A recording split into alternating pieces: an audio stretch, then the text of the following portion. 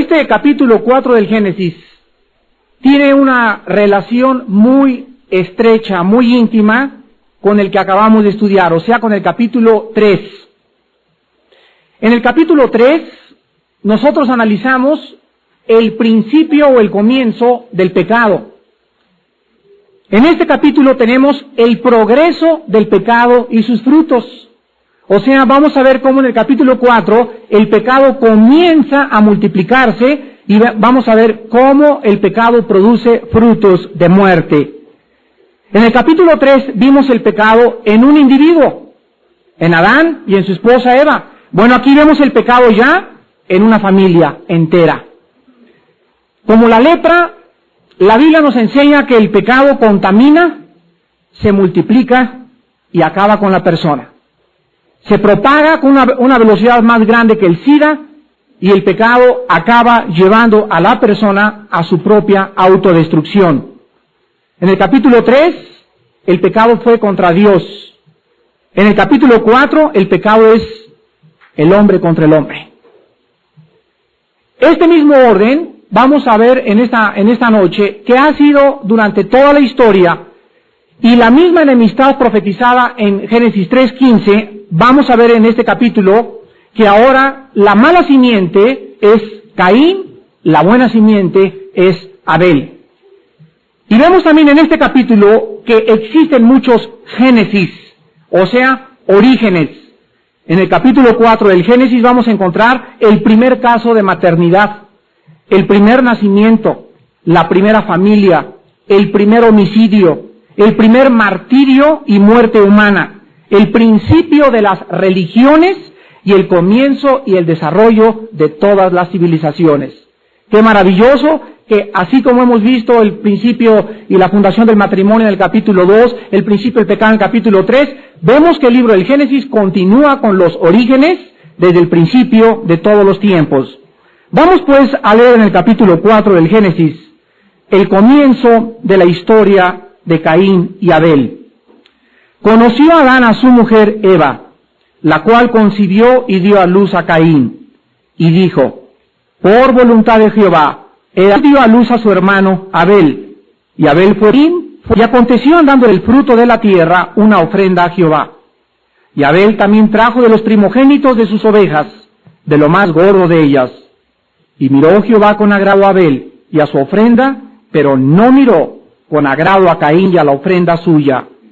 Y se ensañó Caín en gran manera, y decayó su semblante.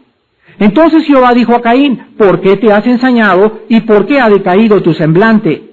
Si bien hicieres, no serás enaltecido, y si no hicieres bien, el pecado está a la puerta. Con todo esto, a ti será tu deseo, y tú te enseñorearás de él. Vamos a analizar el versículo 1, y quiero darles algunas palabras en su original hebreo, que van a ser muy importantes en nuestro estudio, y vamos a comenzar con la palabra Adán. La palabra Adán viene de la palabra hebrea Adam, pero con M. Y esto significa literalmente el hombre en todo su sentido genérico. O sea que cuando nosotros decimos Adán, la palabra en el hebreo involucra a hombres y a mujeres. Está hablando en todo su sentido genérico y la traducción griega de esta palabra es la palabra antropos, de donde tenemos la palabra antropólogo o antropología. Y cuando hablamos nosotros de la antropología, estamos hablando ¿de qué? Del estudio del hombre. Pero ahí se inmiscuye tanto el sexo femenino como el sexo masculino. Entonces, en la Biblia, la palabra Adán se tradujo muchas veces también como gente. Cuando hablamos de la gente, nos estamos refiriendo a hombres y a mujeres. Vemos también otra palabra aquí en el versículo 4, muy importante, que dice así, conoció Adán a su mujer. ¿Qué significa eso de que la conoció, que se la presentaron? No, porque en el capítulo 3 ya la conocía, tanto que lo arrastró al pecado. Bueno, esta palabra conoció es la palabra hebrea yada, con Y, Y-A-D-A, yada. Y esta palabra, en toda la Biblia, tanto en el Antiguo como en el Nuevo Testamento, indica la relación más íntima entre un hombre y una mujer en su vida sexual. Vuelvo a repetir, la palabra Yada, o cuando ustedes ven en la Biblia, conoció José a María, nos está hablando de una íntima relación en el aspecto físico, en el aspecto sexual. Vamos a ver en Mateo 1:25 esta misma palabra en el griego. Y vean ustedes que tiene el mismo significado desde el comienzo de la Biblia. Mateo 1:25. Y dice así, pero no, ¿qué cosa? Ahí está, no la conoció, o sea, no estamos hablando de que, ¿cómo estás, María? No, ellos ya se conocían. No la conoció hasta que dio a luz a su hijo primogénito y le puso por nombre Jesús. Este versículo nos habla que José y María tuvieron relaciones sexuales normales. Pero este versículo nos dice que sus relaciones comenzaron después del nacimiento de Jesucristo. El nacimiento de Jesús fue virginal. José no tuvo nada que ver. Y la palabra hasta nos muestra que después de que nació Jesús, entonces comenzaron a tener una vida sexual normal. ¿Por qué? Porque las relaciones sexuales es algo maravilloso dentro del matrimonio. Dice en 1 Corintios 7 que cada hombre tenga a su mujer y que los dos cumplan con el deber conyugal. Vamos a ver otra palabra también, regresamos a Génesis, y es la palabra Caín. Los etimólogos, sobre todo en el área del hebreo, están discrepando en cuanto a la traducción, porque es la palabra Caín en el hebreo, con Q, Q-A-Y-I-N. Y esta palabra tiene dos significados en el original hebreo. Una es lamento y la otra es posesión. Vean ustedes la divergencia entre estas dos palabras, pero es importante que nosotros mantengamos esto porque cuando veamos la historia de Caín, vamos a ver que cada nombre en la Biblia, cada nombre tiene que tener un significado en relación con el carácter de la persona. Cada nombre en la Biblia nos está hablando del carácter de la persona. Y en último lugar, la palabra Abel. La palabra Abel es la palabra Ebel, con H, Ebel en el hebreo. Y esta palabra se tradujo en el libro de Eclesiastés, vanidad. Entonces la palabra Abel significa vanidad, no vanidoso, vanidad, vacío, sin propósito ni significado. Esta palabra, vuelvo a repetir, es la palabra que Eva le pone a su hijo cuando ella cree, vamos a ver ahora, Eva cree que Caín, vamos a ver que es el primero que nació, es la promesa de la simiente de 3:15. Y le pone a ella el nombre de Caín y a Abel le pone a Abel porque dice, no, no, el bueno, el premiado es este. De ahí viene la simiente. Lo vamos a ver más adelante. En segundo lugar, quiero mostrarles a ustedes, antes de comenzar a penetrar en este pasaje, que el nacimiento de estos dos niños, escuchen muy bien, nos ilustra el método que Dios ha escogido para traer seres humanos a este mundo. Dios usa 4 métodos para traer almas al mundo. Apúntenlas, por favor, es muy importante.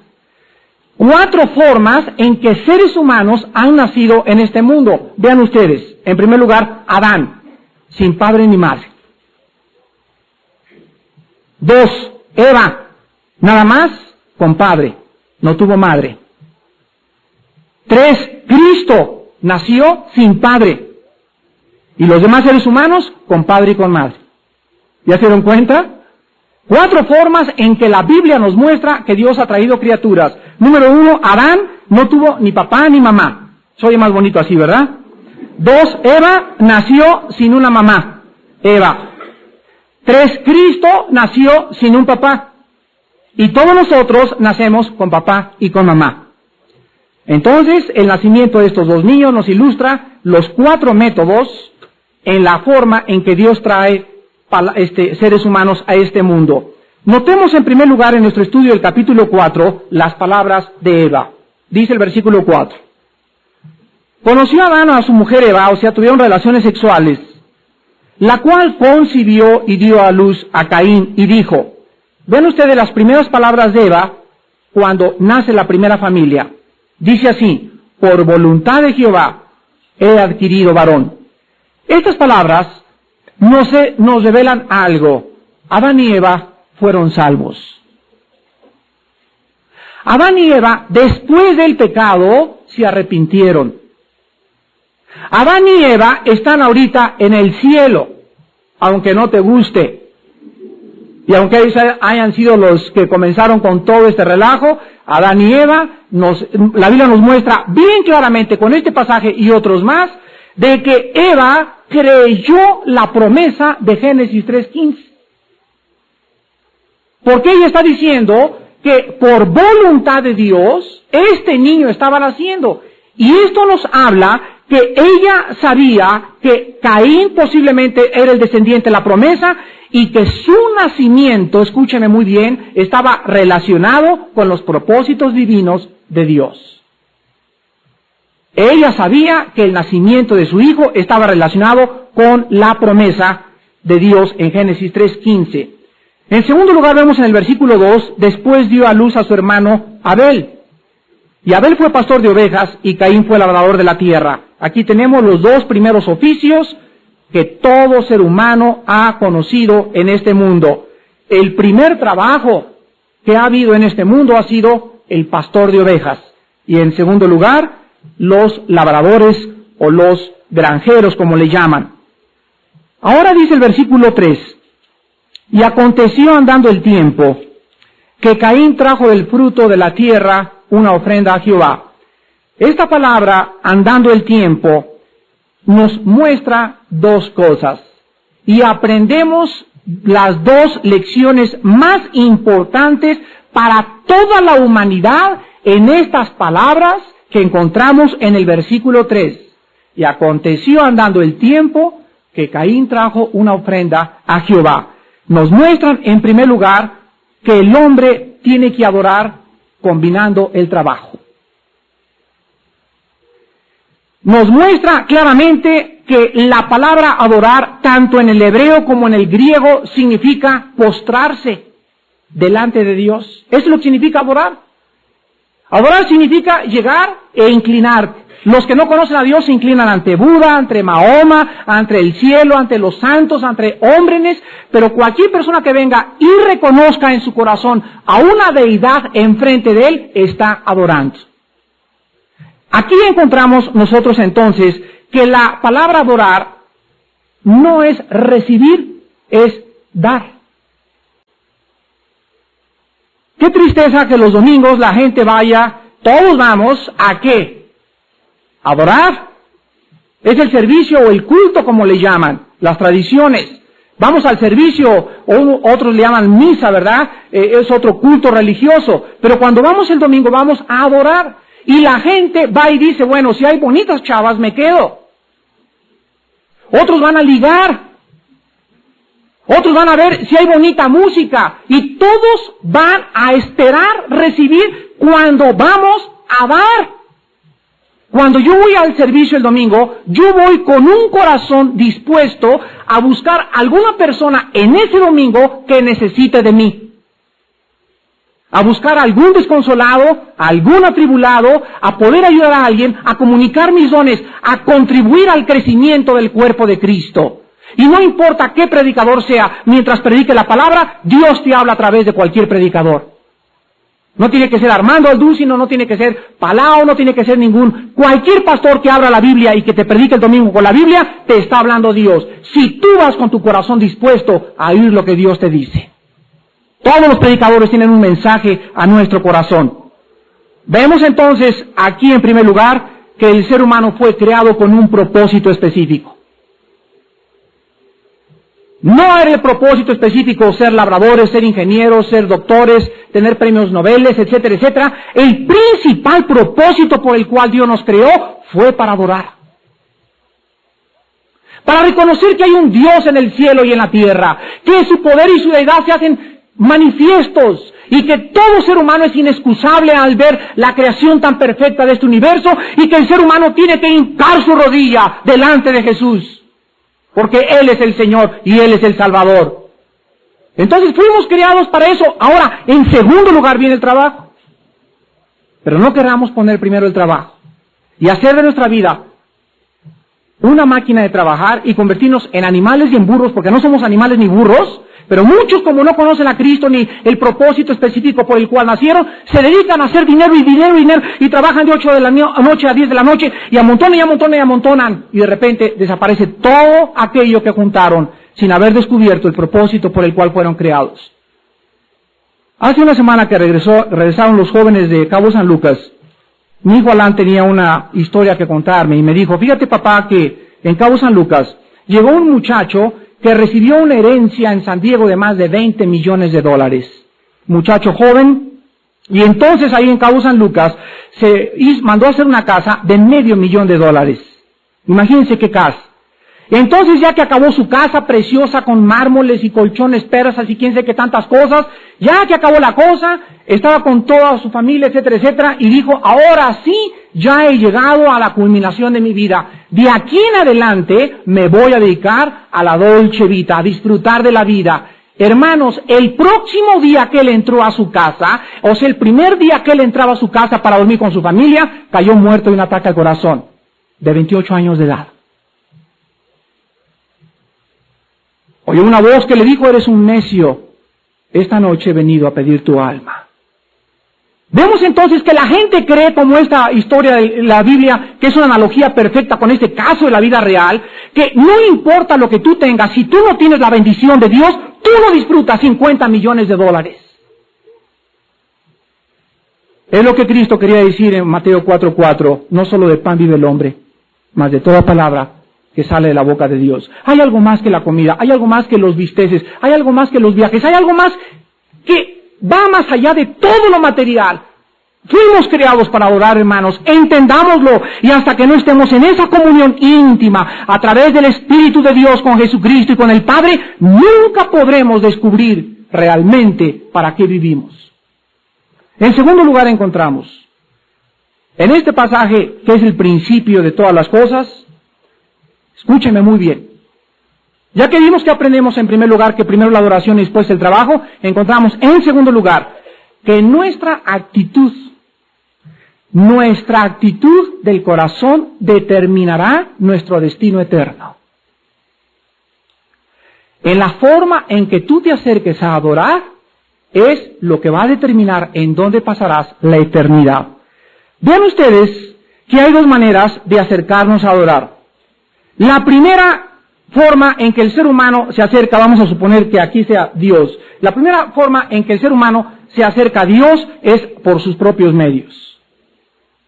El hombre, como no conoce la Biblia, el hombre sabe que hay algo ante el cual ir el domingo, ya sea a la misa, musulmanes, budistas, alguien, pero el hombre tiene eso en su corazón de inclinarse ante una deidad, pero el hombre adora lo que no sabe. Sabe que hay que adorar, pero adoran lo que no saben. Entonces, ven ustedes en Romanos capítulo 10, versículos 2 al 3, lo que el apóstol Pablo escribe respecto a las personas religiosas, las personas que adoran sin conocer a quién están adorando realmente. Romanos 10, del 2 al 3, dice Pablo, porque yo les doy testimonio de que tienen celo de Dios, sí lo tienen, pero no conforme a ciencia. La palabra ciencia es la palabra gnosis, que es la palabra conocimiento. O sea, tienen un celo, pero sin saber realmente por qué lo tienen. Se llama fanatismo. Eso es el fanatismo. Cuando sigues algo sin conocer lo que estás siguiendo. Cuando tú platiques con un católico, con un musulmán, con una persona religiosa, etcétera, etcétera, y le digas, ¿a qué religión pertenece usted? Bueno, a fulana de tal. ¿Y de qué se trata su religión? Miren ustedes, el 95% de la gente no sabe lo que es la misa. Pruébalo con cualquier amigo católico que tú tengas. Pregúntale qué es la misa. Yo te lo garantizo que no sabe lo que es la misa. Adoran sin saber. Tienen celo y dicen que es mi religión y no saben ni siquiera cuáles son los fundamentos de su religión. Eso se llama fanatismo. Dice el versículo 3, porque ignorando la justicia de Dios. Vean ustedes que la ignorancia es voluntaria. Ignorando la justicia de Dios y procurando establecer la suya propia, no se han sujetado a la justicia de Dios. Qué tremendo, ¿verdad? O sea, hay gente que sabe que aquí está la verdad. Y dicen, Esto es como debe ser, o sea, conforme a mi manera. Vean ustedes en Juan capítulo 4, el mismo caso, cuando Jesucristo vino al mundo. Juan 4 del 22 al 24. Es el encuentro entre la samaritana y el Señor Jesús. Y le dice el Señor Jesús, Juan 4, 22 al 24, le dice el Señor Jesús a la mujer samaritana, vosotros adoráis, ¿qué dice? Lo que no sabéis. Nosotros adoramos lo que sabemos. Mas la hora viene, y ahora es cuando los verdaderos adoradores adorarán al Padre en espíritu y en verdad, porque también el Padre busca que le adoren. Dios es espíritu. Y los que le ¿qué? Y los que le adoran en espíritu y en verdad es necesario que adoren. Cristo, entre los muchos ministerios que nos vino a traer a la tierra, Jesús nos vino a enseñar cómo adorar.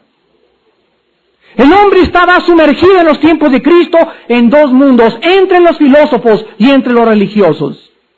Era la cuna del Renacimiento y era la cuna de la filosofía en los tiempos de Jesucristo, cuando los famosos discípulos de Zenón, los estoicos y los epicúreos, buscaban la razón y el placer como el único propósito para la vida. Entonces estaban los griegos a través de la verdad y el razonamiento, y estaban los fariseos, diezmaban, religiosos, incienso, veladoras, siguiendo una corriente que no sabían por qué la seguían, de la boca para afuera. Jesús viene y nos dice, yo vengo en representación del Padre, y uno de los principales propósitos para vivir entre ustedes es enseñarlos cómo deben acercarse a Dios.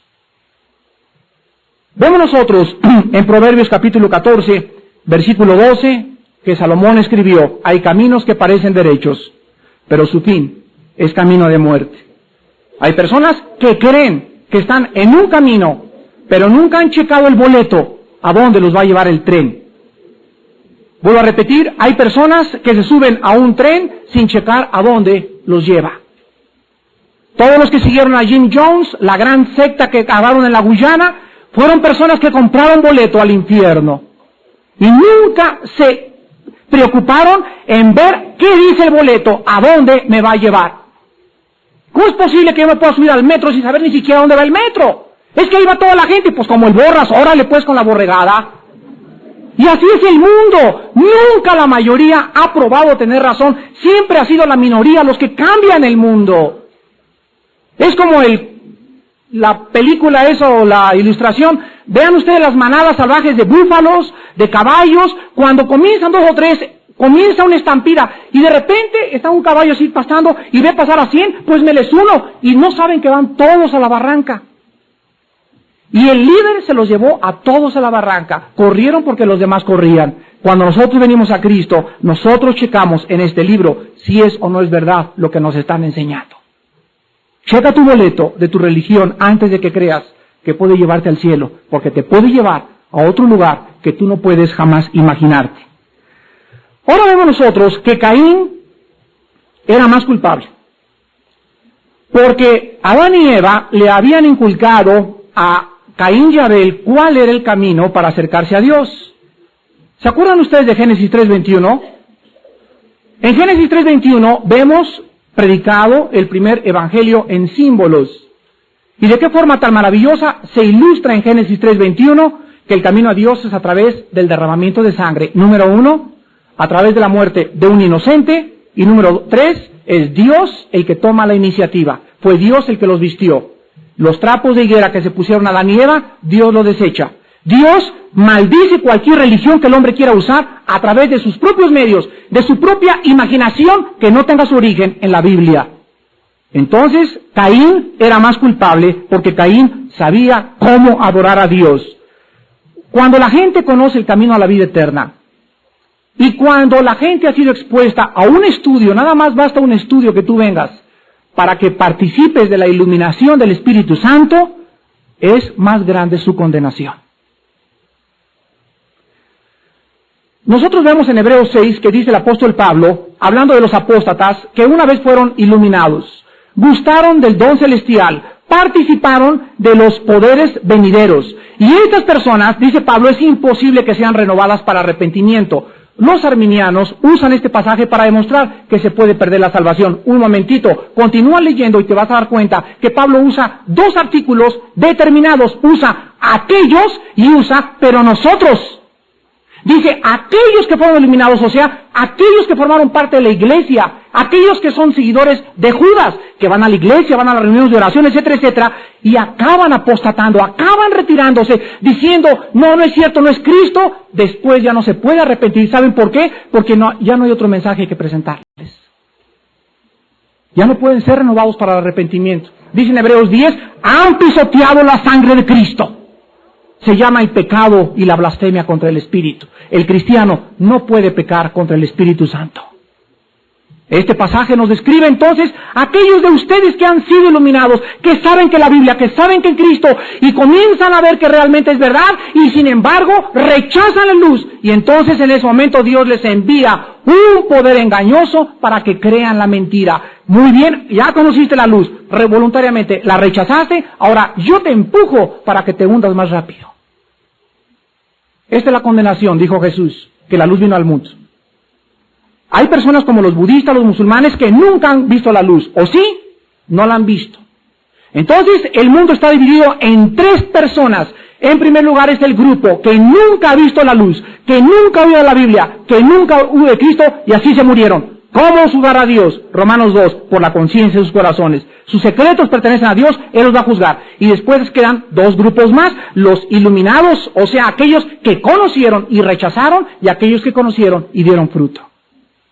¿Qué condenación tan grande será para todos apóstatas que pisotearon la sangre de Cristo y sabían que Él era la salvación, y deliberadamente y voluntariamente y con pleno conocimiento de conciencia prefirieron seguir los propios deseos perversos y engañosos de su propio corazón?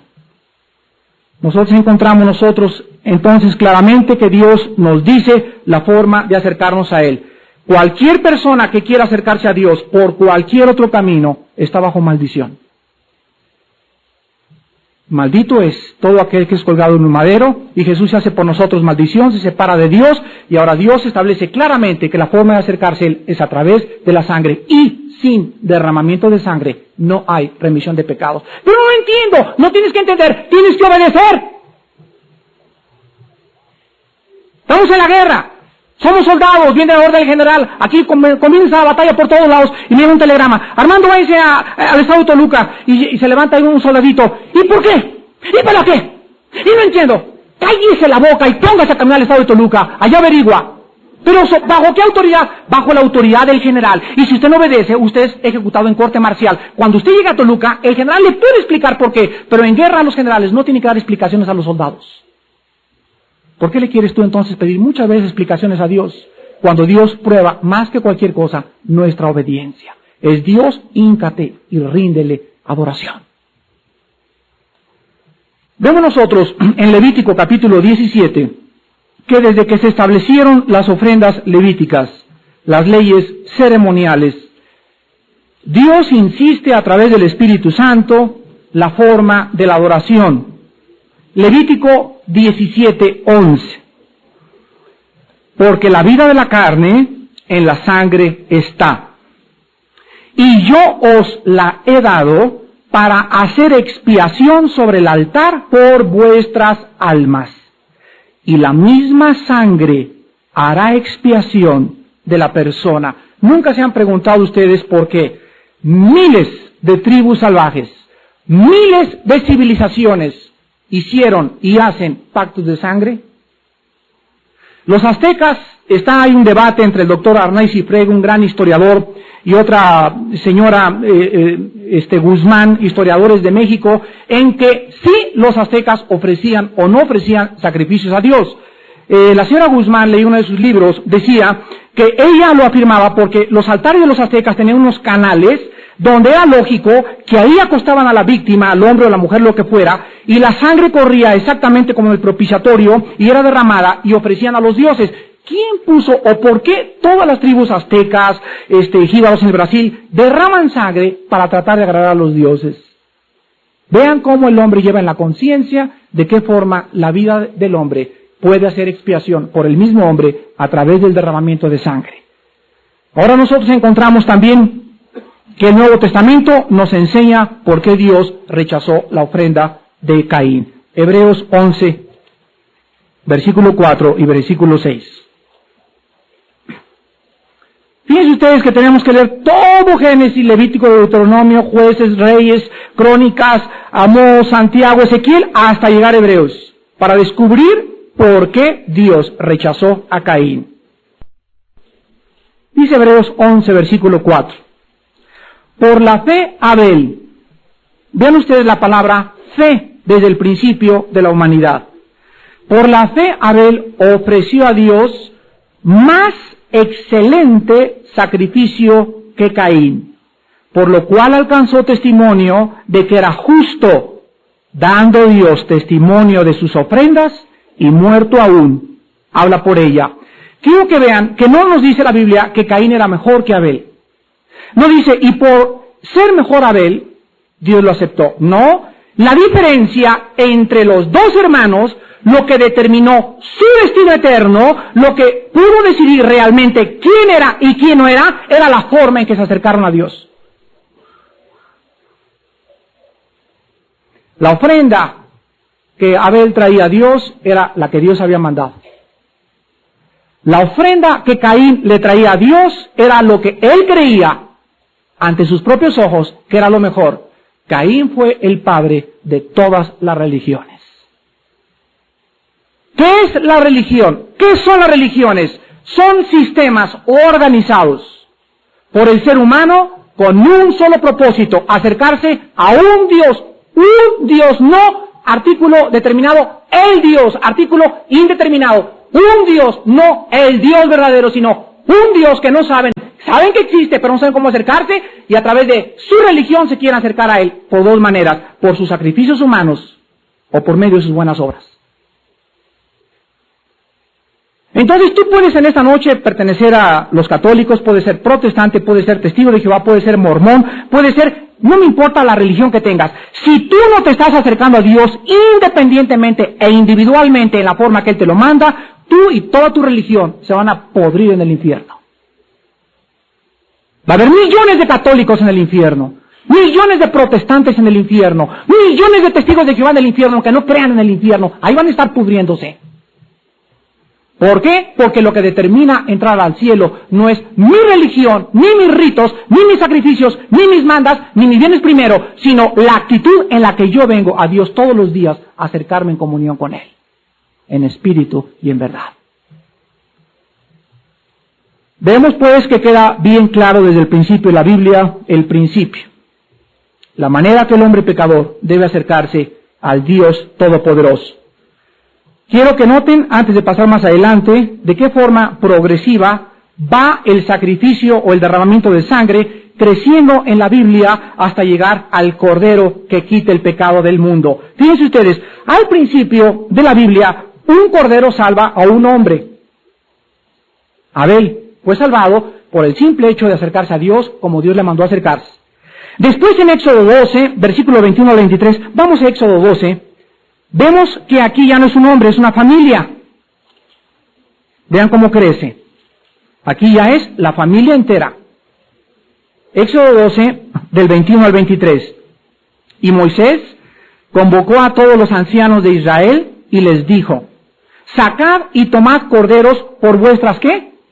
Ahora aquí ya está involucrada la familia entera. Vamos a ver por qué dicen Hechos, serás salvo tú y toda tu casa. Sí, ellos se convierten, desde luego, ¿verdad? Vamos a ver aquí desde Éxodo cómo funciona esto. Júntenlo por familias y sacrifiquen la Pascua. Versículo 22.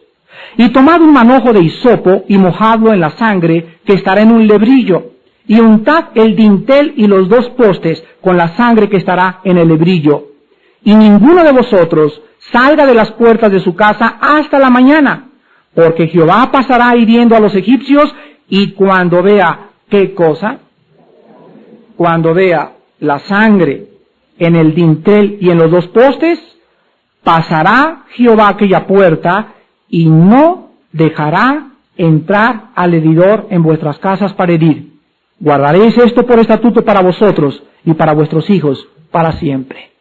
En aquel tiempo, cuando los judíos se escondieron y ya estaban listos para abandonar Egipto, por primera vez en la Biblia se sacrifica la Pascua.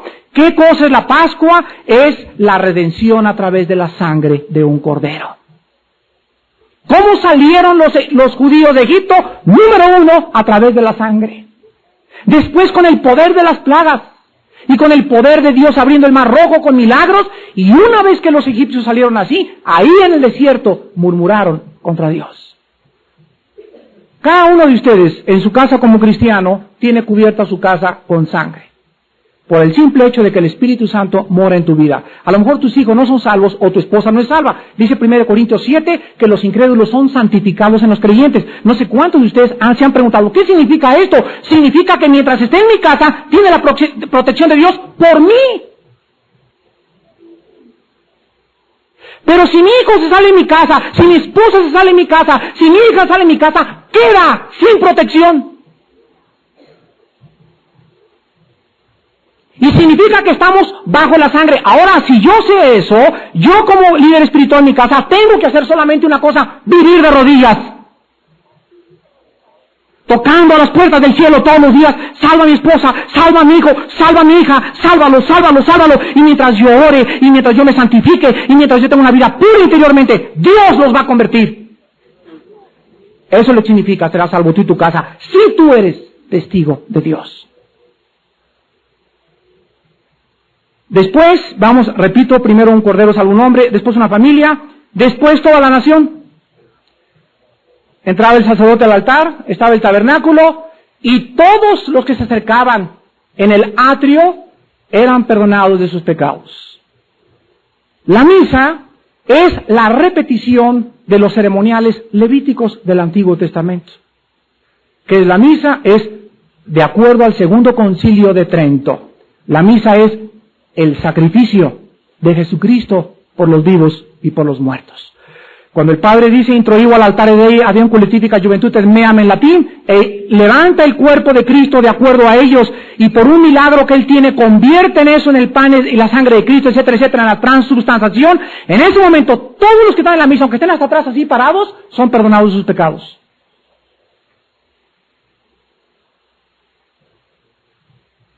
Adoran lo que no saben.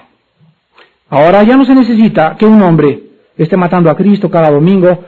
Ahora cuando Cristo murió y extendió sus brazos, se rasgó el templo de arriba hacia abajo, no de abajo hacia arriba, de arriba hacia abajo, indicándonos que era Dios el que lo rasgaba de arriba hacia abajo. Era Dios el que nos abría el camino. Y ahora a través de esa sangre, dice en Hebreos 10, entramos a la presencia del mismo Padre, sin cura, sin nadie, sin sacerdotes, sin hombres, sin ángeles, sin serafines, sin cardenales. Ahora es la sangre de Cristo la que nos ha abierto el camino, y ahora podemos presentarnos delante de Él, porque Él murió colgado en esa cruz. Ya no necesito intermediario, ya no necesito un hombre, ya no necesito un sacerdote ofrecer un sacrificio. Ahora yo puedo entrar con mi Señor y ofrecerle mi sacrificio de una ofrenda viva de mi cuerpo, y Dios me acepta por la sangre de su Hijo Jesucristo. Vamos ahora a acabar y les voy a mostrar a ustedes tres cosas en relación a la adoración de Caín y Abel. Vean qué cosa tan interesante. Tres cosas. Regresamos a Génesis 4. Y observen ustedes tres cosas que corren por toda la Biblia en estos tres primeros versículos. En primer lugar, quiero que noten ustedes en el versículo 3, que dice, y aconteció andando el tiempo que Caín trajo, ¿a dónde? ¿A dónde? Quiero que noten, en primer lugar, que había un lugar para el sacrificio. No dice, aconteció que Caín ofreció, no dice, trajo. Está implicando que había un lugar donde debería de sacrificarse. Ahora vean ustedes que este lugar particular, Dios también había dicho, no solamente que trajeran ofrenda, sino que la trajeran a un lugar en particular. No digo, pues allá debajo, donde... No, Él había establecido un lugar y ahí la trajeron. La palabra trajo nos implica que había un lugar en particular. Esta enseñanza, vean ustedes en Levítico 16, cómo también Dios les dice a los judíos el lugar donde deberían de traer los sacrificios. Levítico capítulo 17, versículos del 1 al 6. ¡Qué armonía tan preciosa de la Biblia! Levítico 17. Habló Jehová a Moisés diciendo: habla a Aarón y a sus hijos y a todos los hijos de Israel y diles, esto es lo que ha mandado Jehová. Cualquier varón de la casa de Israel que degollare buey o cordero o cabra en el campamento o fuera de él, y no, ¿qué cosa? Ahí está la misma palabra hebrea de Génesis 4:3, y no lo trajere. ¿A dónde? A la puerta del tabernáculo de reunión para ofrecer ofrenda a Jehová, delante del tabernáculo de Jehová, será culpado de sangre el tal varón. Sangre derramó, será cortado el tal varón de entre su pueblo, a fin de que traigan los hijos de Israel sus sacrificios, los que sacrifican en medio del campamento, para que los traigan, por segunda vez se repite, para que los traigan a Jehová a la puerta del tabernáculo de reunión, al sacerdote, y sacrifiquen ellos sacrificios de paz a Jehová. Y el sacerdote esparcirá la sangre sobre el altar de Jehová a la puerta del tabernáculo por tercera vez, y quemará la grosura en olor grato a Jehová. Y nunca más sacrificarán sus sacrificios a los demonios. Los judíos tenían que meterse algo en la cabeza. El tabernáculo era un rectángulo, y en la puerta encontramos que ahí los estaba esperando el sacerdote, inmediatamente venía el sacrificio, inmediatamente después venía el lavatorio, el lugar santo, el lugar santísimo. Toda la gente tenía que entender eso. No podían hacer lo que les diera la gana en relación a la adoración de Dios.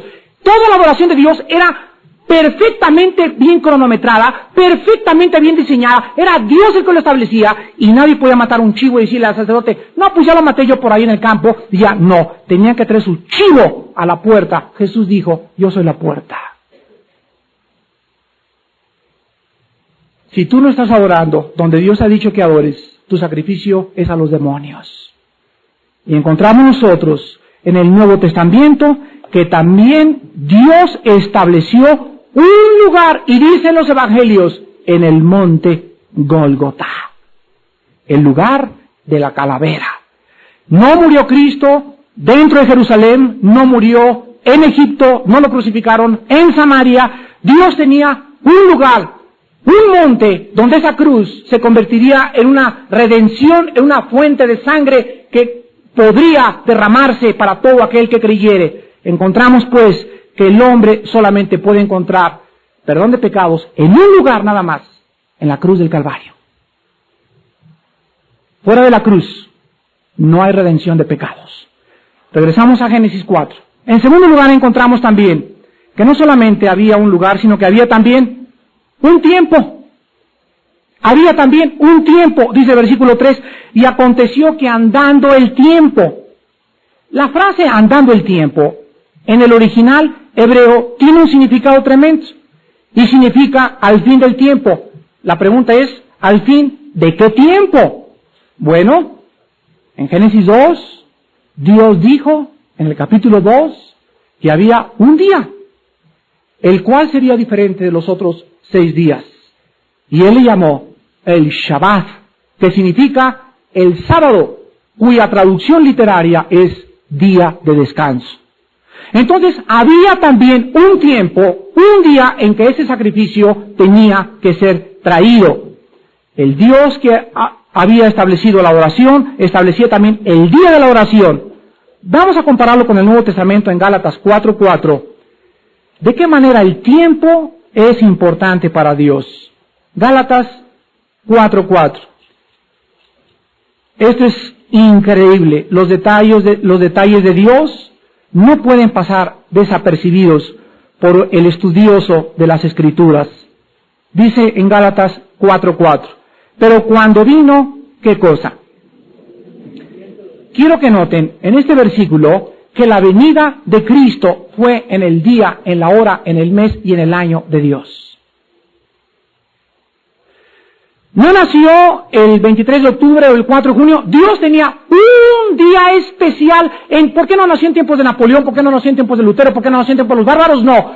Cuando Jesucristo vino al mundo, era el tiempo más perfecto para que el Mesías naciera. En ese tiempo era cuando Dios quería que naciera Cristo. ¿Por qué Cristo nació hace 2000 años? por la simple y sencilla razón que después de la dominación de los romanos vinieron los griegos, comenzó Alejandro el Magno, etcétera, etcétera. Los romanos adquirieron la cultura helénica, y en el mundo que nació Cristo era el momento más oportuno para la propagación del Evangelio.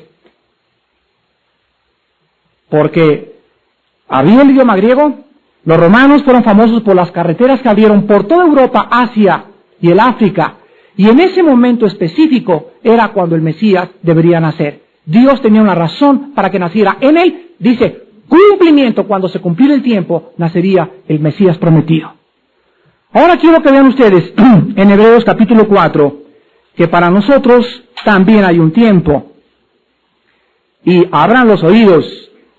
Es el tiempo de Dios, no tu tiempo. Hebreos, capítulo 4. Bueno, vamos a leer primero el capítulo 3 de Hebreos. Primero comenzamos con el 3. Y quiero que noten algo importantísimo. Muchos de ustedes, escúchenme muy bien. En esta noche hay muchos de ustedes que si no se convierten hoy, se les pasó el tiempo. ¿Cuántos de ustedes hoy fue la última vez que Dios les habló? Si oyeres hoy su voz, no endurezcáis vuestros corazones. Si oyeres hoy su voz, no endurezcas tu corazón. Capítulo 4, versículo 7. Capítulo 4, versículo 7 de Hebreos. Otra vez determina ¿qué? Hoy. Diciendo, después de tanto tiempo por medio de David, como se dijo, si oyeres hoy su voz, no endurezcáis vuestros corazones. Ahora ven ustedes en Proverbios capítulo 1, de qué manera el Espíritu Santo nos muestra que en el tiempo de Dios, cuando Él dice, no cuando tú crees, cuando tú quieres, es cuando debes recibir a Cristo en tu corazón. ¿Cuántos jóvenes, cuántos hombres, cuántas mujeres han dicho lo siguiente? Me voy a divertir, voy a gozar un poco de la vida y después me convierto. ¿No es verdad? ¿Cuántos de ustedes han dicho, voy a hacer primero unos cuantos millonzucos y entonces sirvo a Dios? Voy primero a arrastrar un ratito la cobija y después sirvo a Dios. Escúchenme muy bien. Dios sabe lo que tú estás pensando. Y esta advertencia tan solemne en el capítulo 1 de Proverbios, versículo 28, nos dice lo que puede suceder. Entonces me llamarán y no responderé. Me buscarán de mañana y no me hallarán. ¿Cuántos de ustedes van a ser como la generación de Noé? ¡Ja, ja, ja, Noé! ¡Ja, ja, ja! ¡Ay, loco, baboso, tonto! Aquí está la cosa, vente aquí a la disco, hombre. Mira las chelas, mira la cerveza, mira las muchachas ahorita. Y en eso comenzó a coger una gota, y otra gota, y otra gota, y hasta la borrachera se les bajó. ¿Es verdad? ¿Es verdad? ¿Es verdad? Y la puerta se cerró. Noé, ábrenos por favor. Y dice la Biblia, el tiempo de la salvación había pasado. No era cuando ellos creyeran, era cuando Dios les había llamado. Y quiero decirles, amados amigos y amigas que nos visitan, el tiempo está cerca. Y hay muchos de ustedes que si en esta misma noche no le entregan su vida a Jesucristo, posiblemente nunca se la vuelvan a entregar. El tiempo de Dios es el de Dios, no es el tuyo. Es cuando Él te llama, no es cuando tú quieres. Busquen a Jehová, dice en Isaías, mientras puede ser hallado. Y en último lugar encontramos en este relato de Caín y Abel que no solamente había un lugar donde Dios debía ser adorado, un tiempo donde Dios debería ser aceptado, sino que también existía un medio para poder acercarse a Él. Vemos que el medio para acercarse a Dios no era, repito, sacrificios, peregrinaciones, irte de rodillas caminando. El medio nos muestra que era Jesucristo. El medio era un sacrificio. Sin ese sacrificio nadie podía acercarse a Dios. Entonces encontramos que la historia de los hijos de Adán y Eva habían sido instruidos por sus padres para que ellos entendieran 3 cosas y se las enseñaran a sus hijos. Número 1, había un lugar donde Dios podía ser encontrado, en la cruz del Calvario. En la cruz Dios hizo la paz por todos nosotros. Número 2, había un tiempo para venir a Él. Cuando Dios te llama, no te endurezcas. Y número 3, los medios para acercarnos a Él eran como Dios lo había establecido y no como tú te quieras acercar. Bueno, papá, yo también creo en Dios. Bueno, mi vida, yo también creo en Dios. ¿En cuál Dios? También el diablo cree en Dios. O te acercas y te sujetas a la ley y a la justicia de Dios, o tú estás bajo condenación. ¿Por qué en esta noche, cuando tu entendimiento ha sido preparado y el Espíritu Santo ha sido tan claro a través de la exposición de su santa palabra, no doblas tu rodilla a Cristo en esta noche? Ven a Jesús en este momento, hoy que el Espíritu te ha preparado. A lo mejor todo este estudio ha sido para ti solo, pero hay muchos de ustedes que desafortunadamente hoy será la última vez que Dios les habló. ¿No quisieras hoy que Dios te está hablando doblar tu rodilla ante el Cordero de Dios que quita el pecado del mundo? Oremos. Padre Santo, te damos gracias por la historia de Caín y Abel, porque es el principio